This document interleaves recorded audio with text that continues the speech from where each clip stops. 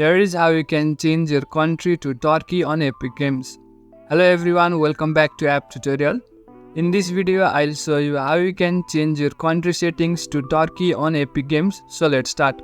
First of all, open any browser of your choice. Then after, in the search bar, type Epic Games and search for it. Open the official website of Epic Games and then log into your account. After you have logged in, click on this profile-like icon and go to account. As you scroll below in the account settings, you will find this address section. Now in order to change your country to Turkey, click on this drop down menu, then after select Turkey. After you have chosen Turkey, click on save changes and the settings will be saved. If you are not able to select a country from this option, then it might be because of your actual location. Since Epic Games have a strict policy regarding changing your location, you may not be able to change your country to a particular one unless you are in the same place. Furthermore, there are also situations where VPNs and location changing services do not work while changing country settings on Epic Games.